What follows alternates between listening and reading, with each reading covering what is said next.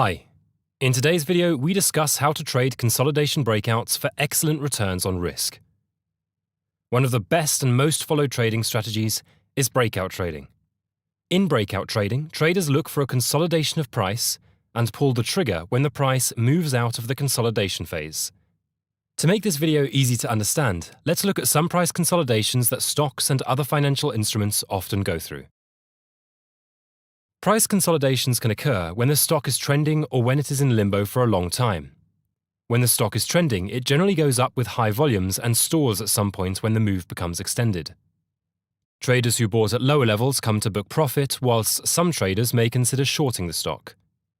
As a result of this selling, the stock can go down for a few days. Once the selling is over, the stock stabilizes and goes into a state of relative inactivity. Thereafter, another set of traders buys the stock and takes the price towards its previous high. As the stock approaches its previous high, it is met by more selling, but the selling isn't enough to force price back down. The buyers gradually overpower these sellers and the stock takes to new high ground. This is called a consolidation breakout. A consolidation breakout can also happen when a stock pops up with high volume, but due to a change in underlying fundamentals rather than a technical battle between buyers and sellers. In such a scenario, the price quickly reflects the new information. Consolidation can come in several forms, and as a trader, you need to know the most common of these consolidation patterns to trade them effectively and profitably.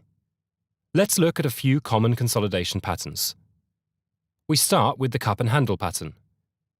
Popularized by the CanSlim developer William O'Neill, the cup with handle pattern is a common and effective chart pattern. As the name suggests, the pattern looks like a cup that looks like a U on the chart, with a small drift towards the right that looks like a handle. The pattern is a bullish continuation pattern and can be formed for a duration ranging from 7 to 65 weeks. The cup should not be too deep, and volumes should be lower than average at the base of the cup, but should increase as the price approaches the high point of the cup as it breaks out from the handle. The handle is generally formed below the previous high, and the price is said to have broken out when it passes and stays above the high of the handle. For example, here is a weekly chart of Apple Inc. from 2021, when it formed a 10-week cup with handle pattern whilst providing an extremely low-risk trade. In this trade, the breakout level was near $153, and the stop loss would have been placed near $147, providing a 4% risk. The reward in this trade would have been in excess of 4 times the risk. For more on this setup, you can check out our videos which provide far more depth. Let's get to the next setup, the flag pattern. A flag pattern resembles a flag on the chart and is formed after a strong rally in the stock. The pattern is quite powerful as it is formed amidst very strong momentum in the price. The pattern lasts for 1 to 6 weeks and is generally followed by a strong move. In the pattern, the price goes up strongly, generally 80 to 100% in 4 to 8 weeks, followed by some profit booking.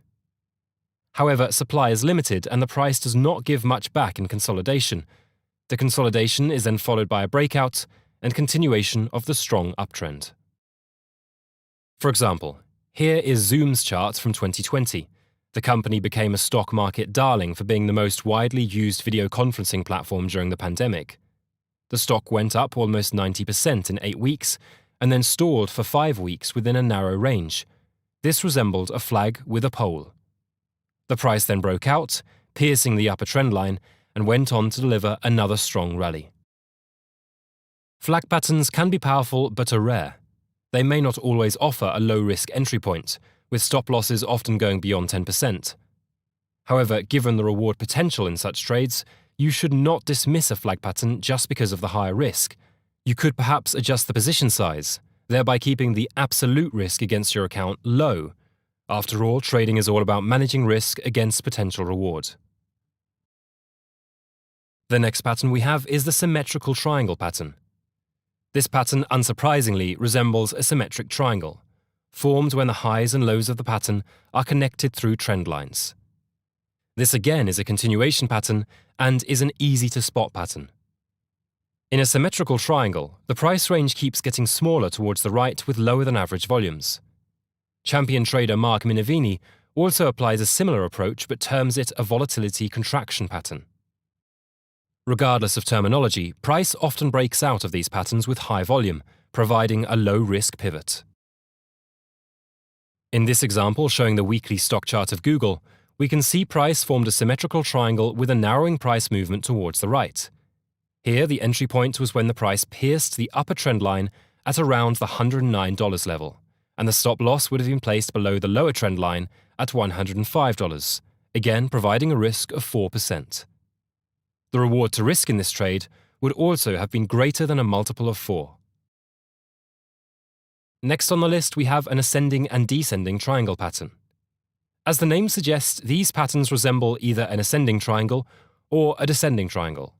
Again, continuation patterns. The breakout happens when the price breaches the upper trend line, and the stop loss is mostly placed at the lower trend line.